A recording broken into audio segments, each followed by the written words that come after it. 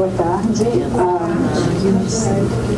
Bom estar aqui, né? Que a gente dá para sentir essa energia maravilhosa de estar podendo estar passando o fim de semana para alguém uma palestra, para outros metade do dia. Quizá todos nós poderíamos passar os 2 dias aqui recebendo esses fluidos, esses conhecimentos e compartilhando do nosso conhecimento, do nosso amor pela doutrina. E essa é a 4ª palestra do dia, e é interessante a gente conversar aqui porque foi escolhido O Céu e o Inferno, um dos livros do Pentateuco que é muito pouco conhecido. A gente sabe, muitos de nós já leu, já foi exposto ao Evangelho, ao Livro dos Espíritos, e acaba sendo a Gênese e o Céu e o Inferno um pouco menos conhecido, mas um livro que nos traz tanto consolo. E por que esse consolo? Né? Por que essa dicotomia com relação ao céu e ao inferno? Então, começamos aqui com a ideia de que, que inferno? Que história é essa de inferno? Por que inferno? Eu acabei de sair da palestra do Brian Vosburgh, que ele fala detalhadamente sobre o purgatório e do seu relacionamento, o conceito do purgatório em todas as outras religiões, inclusive no Corão e no Torá, né? E no cristianismo, bem como o que o Kardec nos traz, que é a concepção espírita do que é o purgatório. E o que é o inferno? Que história de inferno? Será que ele existe? E se existe, ele é eterno ou não? E queria aqui trazer essa ideia de que o inferno, o fogo do inferno, as penas eternas, isso é uma problemática que realmente nos traz muita ansiedade, muita dor, muito medo, não só hoje, mas em todo o tempo, né? Toda a história da humanidade. Especificamente nessa visão cristã, que tipo de modelo é esse? Né? Que tipo de visão que temos do céu ou do inferno?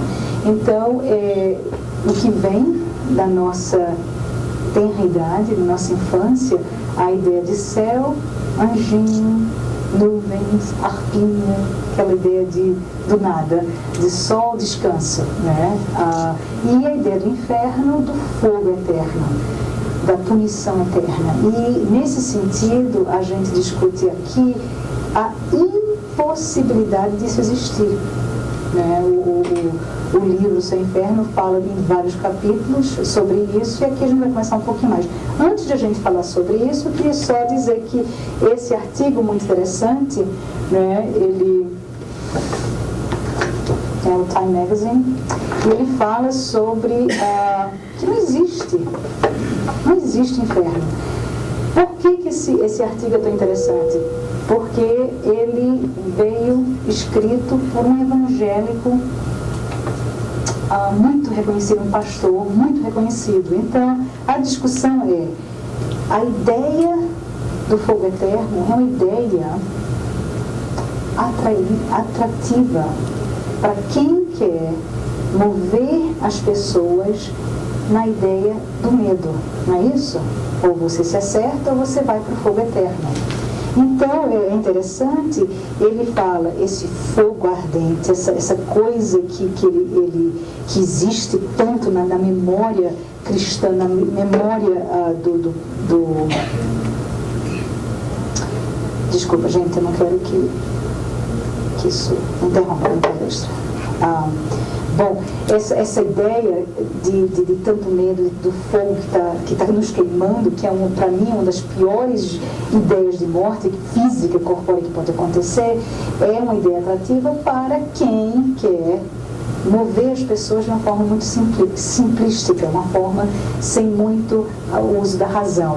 E dentro do modelo evangélico, nesse caso, esse artigo fala: gente, você acabou com muitas organizações que, bem como na tenridade do catolicismo, no uso das indulgências, estavam tendo um benefício financeiro muito fácil, né? Você coleta dinheiro com a ideia de, se você não fizer isso, você vai para o inferno.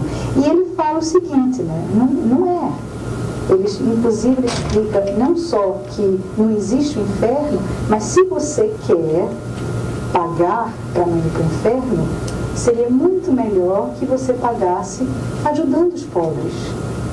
Se você pagasse através da caridade. Se você fosse fazer uma ajuda no Habitat for Humanity, ou uma sopa, o que for. A gente já escutou sobre isso, não já?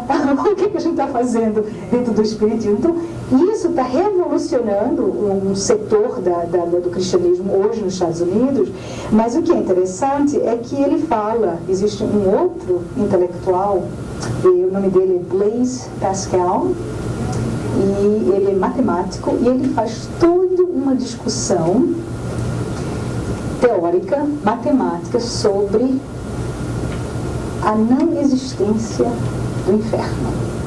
E ele usa muito a questão do investir. Eu não vou investir, ele usa um trocadilho de palavra, eu não vou investir no rezar os rosários, eu prefiro investir no rosé, no vinho rosé. Né? Não quero uma vida de passar toda a minha vida rezando e fazendo isso, quero desfrutar essa vida. E aí ele fala, mas como matemático eu tenho um problema. E se o inferno existe?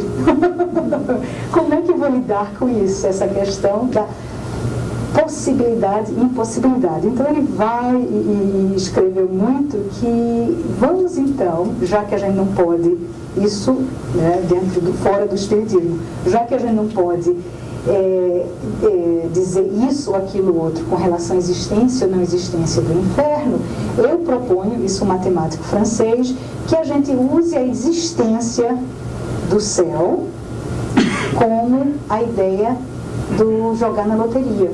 Se o céu existe, você ganha na loteria. E os trabalhos de caridade ou do que você queira fazer para entrar no céu foi o preço, $1 cada um, dos bilhetes de loteria, assim como ele vê. Mas por que ele fala isso? Porque ele fala, a partir do momento que você retira a ideia dentro da teologia cristã do inferno, você imediatamente tira a ideia do céu também.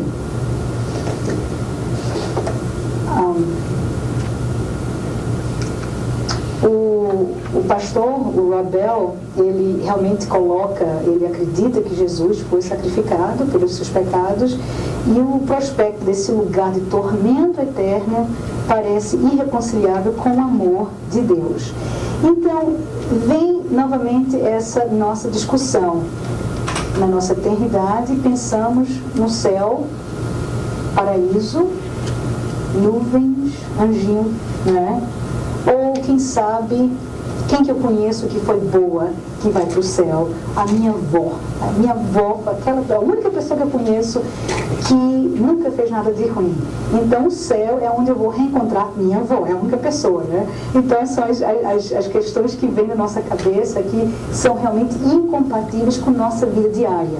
E que mais? Bom, ao nível menos pessoal, no mínimo, se a gente acredita na ideia do céu, do inferno cristão, vai ser o lugar onde todos os cristãos se congregam, não é isso? E ninguém mais. Então, se eu nasci no lugar, geograficamente falando, errado, né, na geografia do planeta Terra, eu imediatamente não vou para o céu, porque talvez eu não tenha sido exposta a isso. Então, todos esses pontos demonstram o fator que é irreconciliável com a bondade, o amor divino. Como que Deus poderia fazer isso conosco? Nos prometer o inferno só porque a gente não foi boazinha como a nossa avó, ou não aceitou, não foi salvo como os cristãos.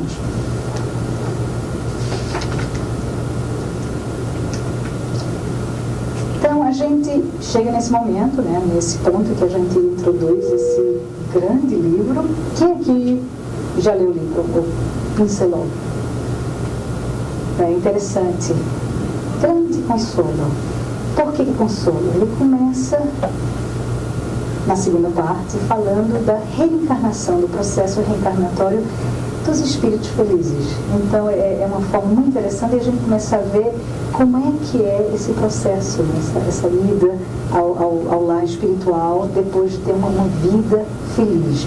Então, a gente vem aqui discutir e aproveitar para meditar as razões que essas penas eternas são impossíveis. Então, voltando, o Flávio falou sobre justiça divina.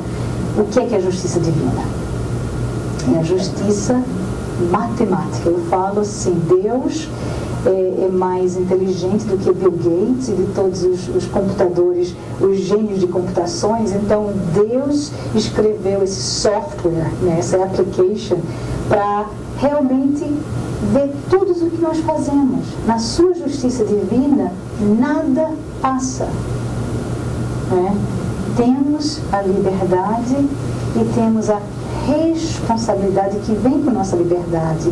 E essa responsabilidade volta através da lei de ação e reação para reagir a tudo que fizemos. Então, dentro da justiça divina e desse grande amor e misericórdia que Deus nos dá, a gente vê que como é que você pode nos trazer a justiça divina com a ideia de penas eternas?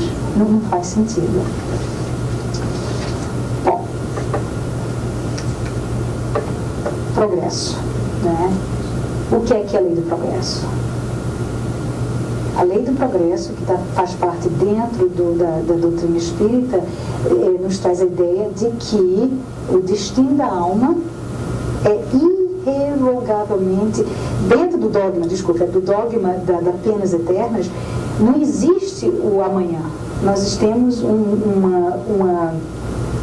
destino fixo que a gente é imudável. E o Kardec fala que não é. Como é que a gente vai poder lidar com essa ideia de progresso se a gente está dizendo que não existe progresso? E como é que é isso? Bom, lei do progresso é uma lei natural e é uma força que impulsiona a todos nós. A melhor maneira da gente pensar nisso é lembrar da planta. Onde você coloca essa planta, se existe uma fonte de luz, vamos dizer que é Deus, a plantinha faz tudo para chegar lá. E é essa força que impulsiona a planta, é igualmente essa força que nos impulsiona em direção a essa outra fonte de luz que é Deus. Essa lei do progresso é uma lei que nos dá conforto, porque a gente sabe que não importa o que fizemos, não importa nossas decisões, nós iremos progredir. A lei do progresso também nos fala que os missionários, Jesus, um dos maiores deles, bem como muitos outros, vieram aqui para nos mapear uma vida menos difícil em direção à luz, para nos ajudar através, por exemplo, da reforma íntima, em como é que a gente pode seguir essa luz de uma forma menos dolorida. Mas não importa, se a gente endurece, se a gente recusa, fica a nosso livre critério, nós iríamos prosseguir de qualquer forma. Outra questão com relação à lei do progresso é que a gente sabe que nós lidamos com uma diversidade incrível de níveis morais, intelectuais, de pessoas. Se a gente pudesse colocar numa escalazinha, medir, vamos dizer, calibrar, aí a gente teria lá um laserzinho que dizia esse é 50, aquele é 25, o outro é 99. A gente não tem isso, Mas na realidade, nós todos somos pessoas, porque somos resultados dessa alma individuada que temos as nossas jornadas muito particular. E, portanto, novamente, por causa desse grande amor que é a misericórdia, essa forma de demonstração de sua bondade divina, Deus nos dá o tempo e a forma que a gente quer seguir para o nosso próprio progresso. Então, dessa maneira, quando a gente fala eu sou 25 e você é 26, né? Se Deus é bondoso e é justo, Ele já está dando, mesmo 25 e 26, já está fazendo a Valquíria ser mais favorecida do que eu. Ela tem um ponto a mais, né? E vamos falar daquelas pessoas mais embrutecidas, que estão aqui, né? Não aqui, talvez, nesse ambiente, mas no planeta Terra. Aquelas almas embrutecidas, as pessoas que estão confinadas a prisões, vamos dizer, prisões emocionais ou prisões físicas, né? Em cárceres mesmo, junto de outras pessoas que cometeram tantos crimes. E dentro desse embrutecimento, Deus ama aquela pessoa da mesma forma que me ama e que ama todos vocês.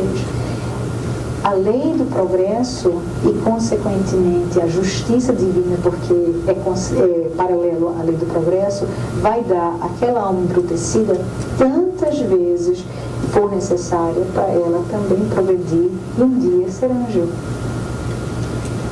Anjo? Todos nós seremos anjos, né? Existem 3 tipos de almas hoje, em 3 estados da nossa alma. Hoje aqui, quem eu estou vendo, são todas almas encarnadas.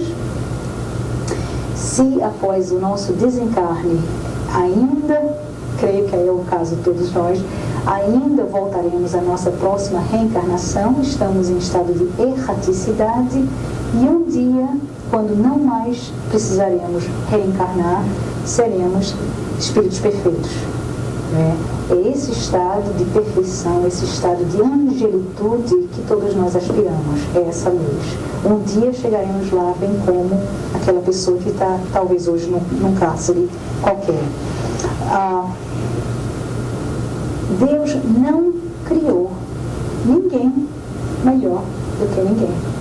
Todos nós fomos criados simples e ignorantes.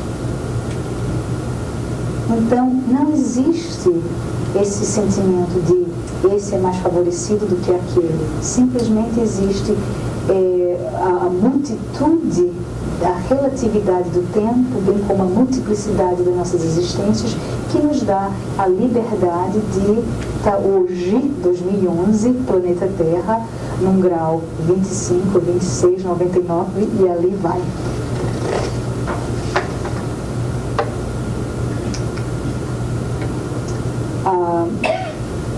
Com relação à ideia da pluralidade das existências, o Livro dos Espíritos, na questão 166, pergunta, né? Como pode a alma que não alcançou a perfeição durante a vida corpórea, somos todos nós, lembrando, estamos encarnados, em pouco tempo, alguns anos ou dias, quem sabe, estaremos em estado de erraticidade e um dia não precisaremos mais, estaremos nesse momento de sermos seres perfeitos, né? Então, como é que a gente pode depurar?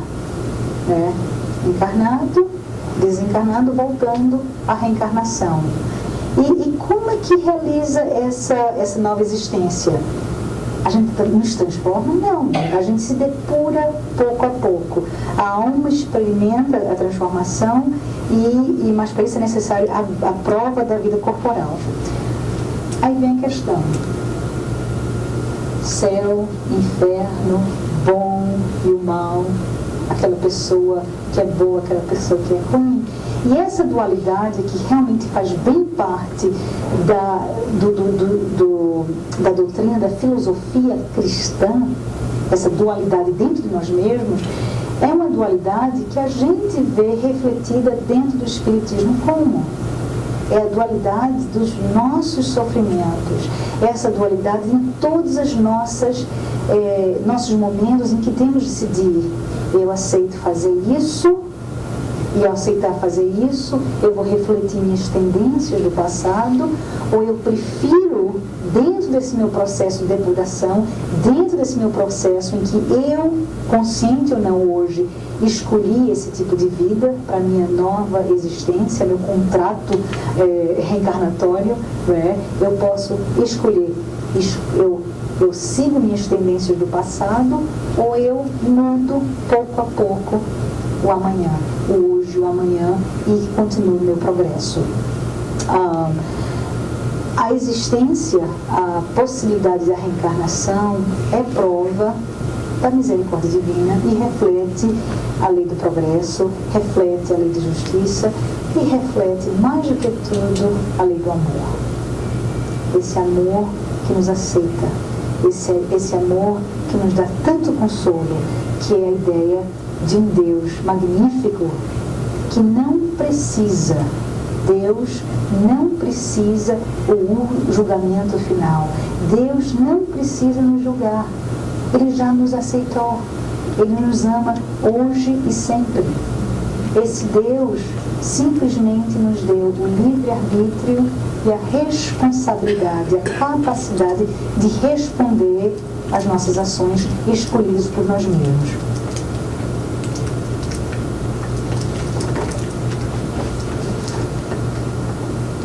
Continuando essa discussão, o Livro dos Espíritos, a questão 171, Kardec pergunta: em que se funda o dogma da reencarnação? E lendo na justiça de Deus e na revelação, repetimos: bom Pai deixa sempre aberto aos seus filhos uma porta para o arrependimento. Não te diz a razão que seria injusto privar para sempre da felicidade eterna todos aqueles de que não dependeu melhorassem? Não são todos os filhos de Deus, todos os homens? Só entre os egoístas se encontra a iniquidade, o ódio implacável e os castigos sem remissão. Então, o Espírito da verdade responde através dessa questão que é realmente incoerente a gente aceitar Deus. Quem é Deus? Quais são os atributos de Deus? Deus é bom, Deus é imutável, Deus é bondoso, a sua bondade infinita, a justiça infinita. Como é que a gente pode dizer que esse Deus tão bom seria o mesmo Deus egoísta e que teria esse ódio implacável para castigar todos aqueles que fizeram alguma coisa hoje que não foi a melhor, foi indevido? A incompatibilidade que vemos no capítulo, no item 21 do capítulo 6 do Céu e Inferno, ele fala isso: o dogma da eternidade absoluta das penas é, pois, irreconciliável com o progresso da alma, uma vez que a ele oporia um obstáculo invencível. Então, especificamente nessa parte do Céu e Inferno, o Kardec discute questões que é bem, que demonstra a incoerência da ideia do Céu e Inferno, que é o que acontece com um bebê. Um bebê que vem e não teve oportunidade de fazer isso, aquilo, outro, de se educar, de crescer, de decidir. O que acontece, vamos dizer, com Paulo de Tarso antes de se tornar Paulo de Tarso? O que acontece com Santo Agostinho, um pecador que tornou-se santo depois da sua conversão? O que acontece com todos nós se não tivermos tempo de amadurecermos e chegar o momento de começar a retornar ao caminho da luz? E ele fala, seria novamente um Deus injusto, um Deus que daria o favoritismo para alguns e o favoritismo para outros, por uma questão biológica. Eu tenho um código genético mais forte e eu vivi 100 anos. Eu vivi numa comunidade centrada para o bem. Eu vivi com os pais e mães que me deram as ferramentas para crescer moralmente. Eu fui favorecida versus aquele outro que precisa não da indulgência financeira, mas da indulgência do nosso coração, que é a verdadeira caridade, segundo Jesus Cristo. A indulgência de compreender aquela pessoa que hoje não faz o bem por não saber fazer o bem.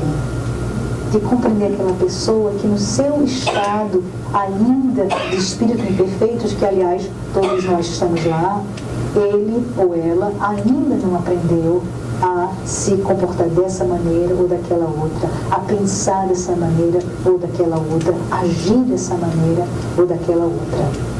Então, ele fala muito isso dentro desse capítulo, que é bem bonito, que esse sentimento de privilégio vai diametricamente oposto à noção que nós temos de Deus.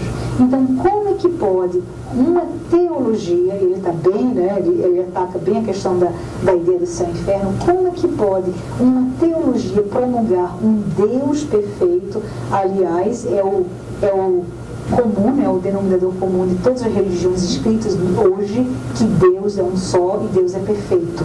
Então, como é que pode esse Deus perfeito, justo e bom está trazendo um tipo de comportamento, vamos dizer, que leva ao sentimento de favoritismo, de privilégio? Voltando para a questão dos atributos de Deus, né? Deus tem um filho favorito? Deus favorece um ao outro? O que é Deus? E no livro dos Espíritos ele fala muito sobre isso, e a gente ainda não podemos conhecer a natureza de Deus, mas podemos conhecer os atributos de Deus, né?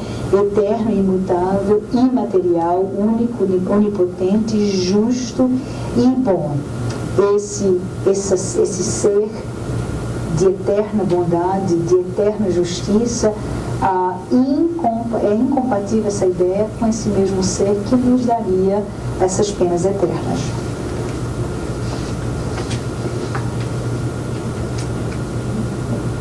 E aí a gente volta à discussão sobre ação e reação, discutindo que, na realidade,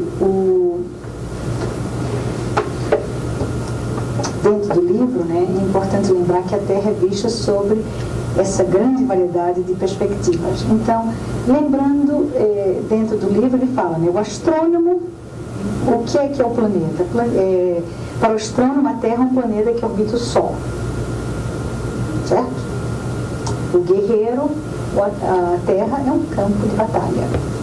A geografia é alterada através de uma ponta de baioneta. O sociólogo é um grande reduto onde coexistem raças diferentes. E para nós? Para nós é o campo fértil do trabalho espiritual, né? E esse filtro que é onde a nossa alma se purifica pouco a pouco ao longo dos milênios. E essa questão aqui me traz muita felicidade, porque a gente sabe que aí está a base do que é o consolo dentro da filosofia espírita, da doutrina espírita. Essa noção de que a justiça divina está aqui, que nós estamos vivenciando essa justiça divina. Então, nesse sentido, a gente precisa parar um pouquinho para conversar sobre a questão importantíssima, que é, né, já que a gente está lidando com questões teológicas cristãs, essa questão importantíssima que é a ideia do pecado. Nós todos cometemos o pecado original. O que é pecar? Dentro da origem da palavra, que vem do grego, pecar é simplesmente o arqueiro que peca, é aquele que não consegue acertar o alvo. É a origem da palavra pecar. Nesse sentido, somos pecadores. Por quê? Porque nós todos somos infalíveis. Todos nós erramos diariamente. Nós somos imperfeitos. Nós somos perfectíveis. Almas que estamos nos trabalhando para chegar um dia a ser perfeito. Nesse sentido, lembrando que dentro do arqueiro que peca, aquele arqueiro que não consegue acertar o alvo, dentro do errar está a solução dele poder acertar um dia. Então vamos nos ver como é que nós hoje, pecadores que somos, poderemos nos chegar a ser o arqueiro sem pecado. É aquele que olha para os seus erros, é aquele que tem conhecimento dos seus erros e trabalha, labuta diariamente, cada momento das nossas vidas, no conhecimento do si próprio e no ajuste diário do que é ser menos imperfeito. É trabalhar as qualidades que ainda não temos, que um dia teremos. Né? É trabalhar as imperfeições que nós herdamos do nosso estado primitivo e que temos aqui hoje, mas que são realmente sementes do que somos. A gente sabe que o ser humano, né, vem de um estado ainda tão primitivo um dia, né, o nosso zero, o nosso início da nossa individuação, ele estava tão perto da alma animal, e um dia a gente não mais seremos seres humanos para serem seres angélicos. Nessa jornada de décadas de encarnações, de milhares de encarnações, nessa jornada a gente sabe que a semente da nossa imperfeição foi, na realidade, a qualidade que fez o nosso lado animal prevalecer. O que você está falando, Márcia? O egoísmo que a gente hoje fala que precisamos erradicar, foi o que deu aquele animal, a nossa natureza animal ainda, vamos dizer, o homem das cavernas, que deu àquela pessoa poder conseguir se preservar e preservar a sua tribo, sua família. O egoísmo, a gula, talvez, de querer pegar comida e guardar tudo. E isso que foi a qualidade no nosso primórdio, como seres humanos, é o que hoje nós estamos depurando, porque hoje estamos no estado mais avançado e não mais precisamos dessas, agora consideradas, imperfeições. Então vamos trabalhar em purificar, filtrar, deixar para trás tudo isso que nós trazemos do passado para um dia chegarmos realmente àquele estado, talvez, que poderíamos considerar de beatitude, aquele estado de plenitude, aquele estado de perfeição, aquele estado de felicidade, onde não estaremos mais combatendo o nosso lado animal, não estaremos mais brigando. Hoje, o que é o nosso dia a dia? É um dia a dia de luta, como o Hegel falou, na sua dialética.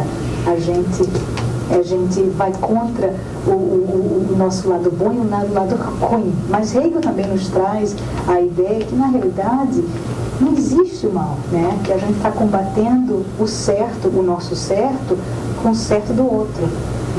Se eu vou dizer, por exemplo, o certo do vínculo é o meu certo e eu vou de cara com ele, um dia eu vou poder crescer tanto para saber que o meu certo e o certo dele é um só. Nesse dia seremos realmente felizes.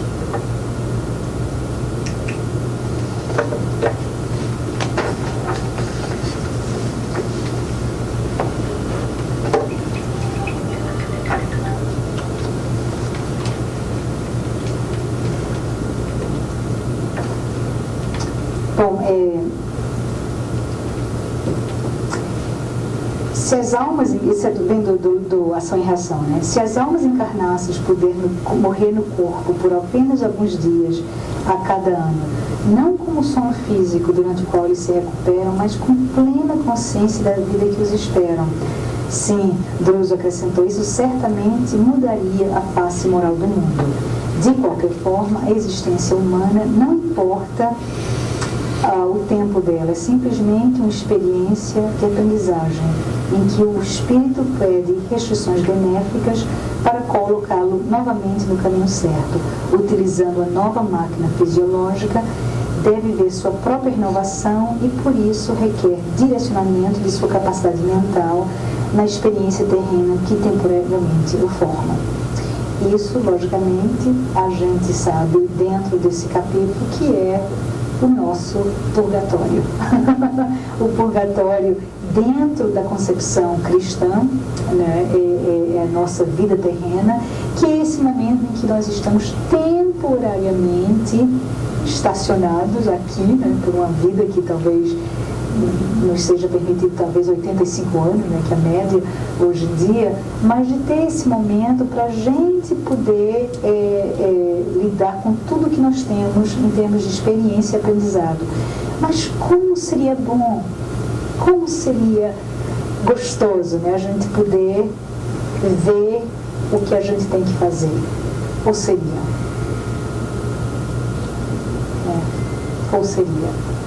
lembrarmos de tudo que ainda devemos, lembrarmos de tudo que ainda está por ser feito. Noite a noite a gente consegue, né, se nos merecemos, ter nossas visitas e poder ir lá, poder trabalhar, mas a gente sabe que esse esquecimento é um bálsamo para nós, é uma grande bênção para a gente poder ter forças de dentro do esquecimento estar lidando com os nossos algozes. Nesse sentido, a gente sabe, importantíssimo falar, que não somos vítimas. Nunca fomos vítimas. Nem somos aqueles que atacam o outro.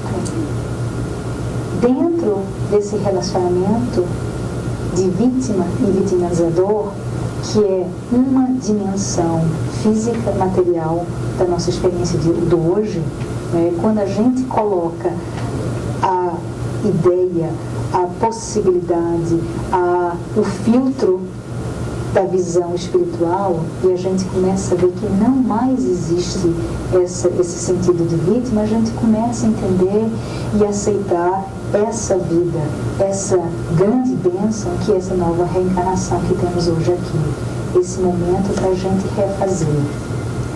O que acontece dentro do ação e reação e livre-arbítrio? A gente sabe que temos a escolha e o progresso é irrefutável, certo? É nossa escolha. O progresso é irrefutável. Então, o que acontece conosco? Eu posso hoje escolher a sombra e a água fresca? Lógico que eu posso. Eu quero passar o resto da minha vida na praia tomando água de coco e tendo uma vida boa. Vou fazer isso. O que acontece comigo? Bom, gente, a coisa que vai acontecer é, principalmente nesse momento crítico, que é o momento em que a Terra está passando por um momento de transição, a gente sabe que escolher e conseguir a minha escolha, eu posso vivenciar uma experiência de sombra e água fresca, né? Eu vou perder uma grande oportunidade que temos hoje. Uma grande oportunidade de estarmos nos progredindo.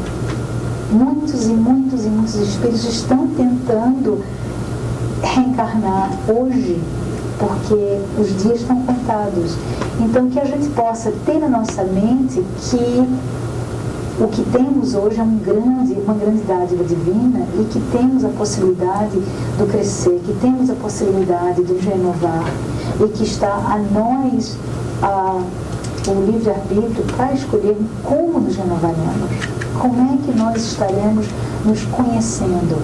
Lembrando do arqueiro, né? A maneira da gente conseguir crescer é realmente ver o arqueiro, né? Ver como arqueiro onde a nossa flecha caiu e seguir dentro da nossa dimensão humana, seguir dentro do nosso coração e procurar saber como é que eu estou sentindo, como é que eu estou vivendo, quais são as minhas escolhas. Conhece a ti mesmo, alguém nos falou, né? Um grande sábio da antiguidade.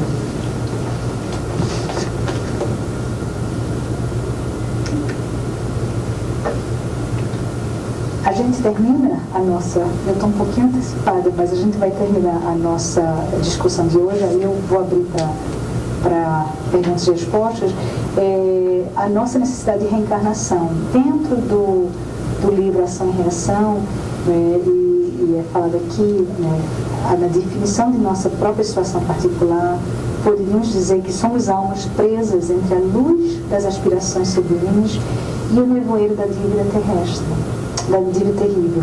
Como o reinício da experiência e da aprendizagem, a reencarnação é uma concessão de bondade celestial e devemos aproveitá-la para a nossa redenção indispensável.